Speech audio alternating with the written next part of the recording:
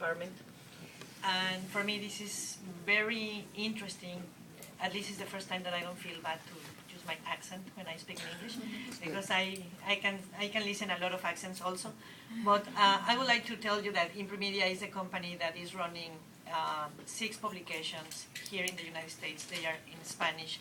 We translate part of the stories in English also, because we don't want to be just reading about those, writing about those, and as we say in Spanish, is just watching our belly bottom, no?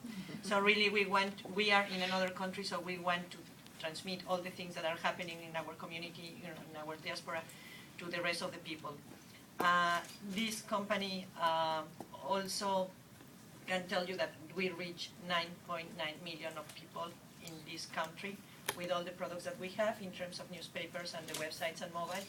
And this is very interesting because it's the 5th part of the population, according to the census. You know that the Latinos, now we are 50 million of people living here in the United States. Somebody can be scared, but at the same time, I guess that is a reality and we need to start to work on that.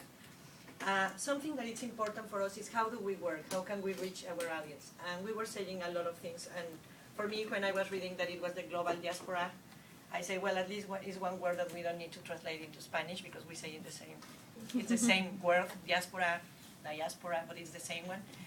And something that is important for me is not global. Really, we are working in local. I say this is a short part for saying global and local. And we are writing all the stories, and our strength in all these cities that we have the newspapers, as we say, well, we are in San Francisco, we are based in LA, in New York, and we are very, very local. But at the same time, we cannot forget our homeland. So we need to bring the stories that are happening in our countries, and not from the same point of view that the national newspapers are covering the stories. We need to cover that the information that is appealing to the community and that we know that is going to be affecting part of this diaspora here in the United States, or the relationship between the two countries. So that's the way that we are working to try to reach our audience. Other thing that is important is we have a very emotional connection with the brands. I mean, it's like the people, for example, feels that these newspapers are like their friends.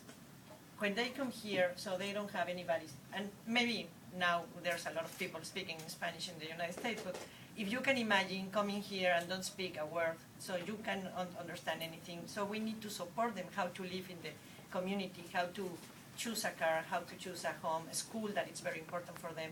So it's like they feel that we are friends. So that's the reason we have been for a while, and maybe this is not an announcement, but it's like we are going to turn 100 years in New York, and we are going to turn 80 years in Los Angeles. So we are very close to the community, and these are brands that the people have been reading generation by generation.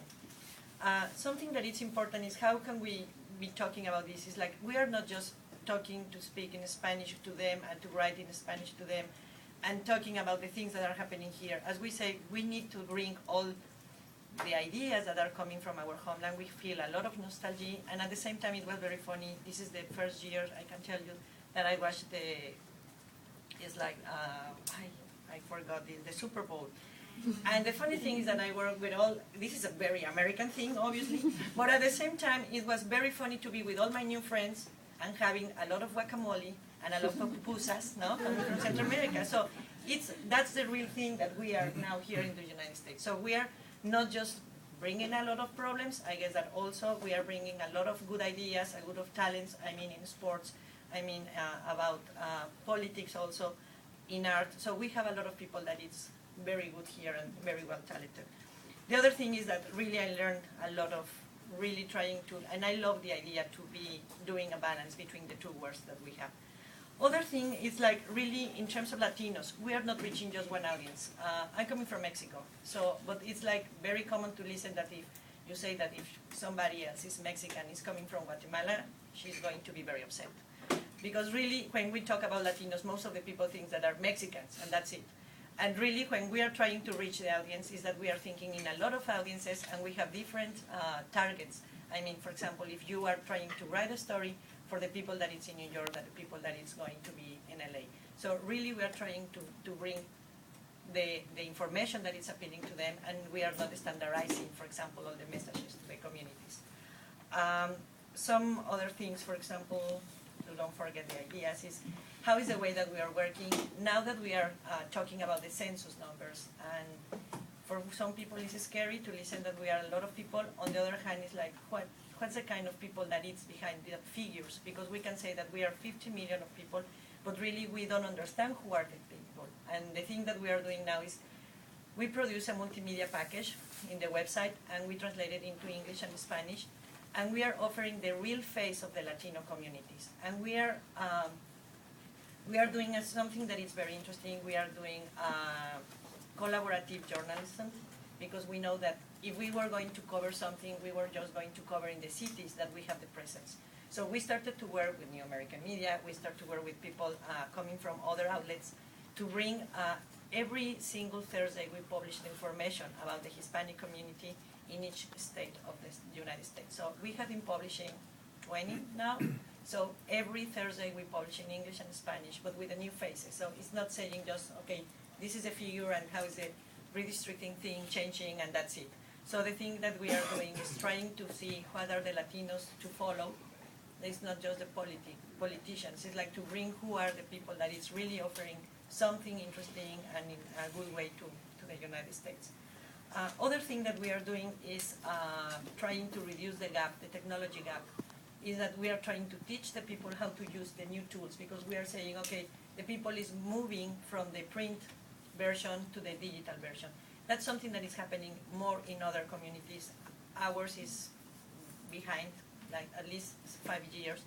But the thing that we are doing is not to say, okay, they don't mind. No, really we mind, and we want to teach them. So we have a project that is Think Digital or Piensa Digital, and the thing that we are doing is teaching them how to use the new tools. It's like 5 steps to open a Twitter account, 5 steps to open your Facebook account, how you can have your privacy in the website, because really there are things that nobody's explaining.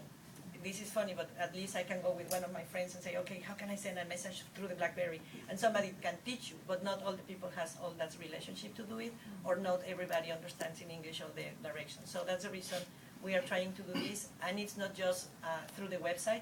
We are doing a lot of events in the public libraries.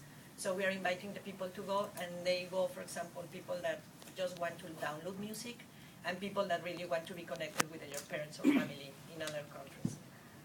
I can tell you that are the things that we are doing now. I don't know if you, okay, I speak a lot. No, last point. Well, and something that is interesting for me is like, at least I can tell you that 10 years ago, 20 years ago, I used to read a book that it was Vecinos Distantes, or, no? And really we were not able to talk about all this stuff. Really, I'm very grateful to be here. Hopefully, we are not just going to speak. I would like to be listened. That's a new trend, because we have social media, because we are trying to be interactive in all this work. And the thing that I can tell you is, like, really, I'm very pleased that instead of saying vecinos distantes or límites a la amistad, we can say hola amigo to everybody. Thank you.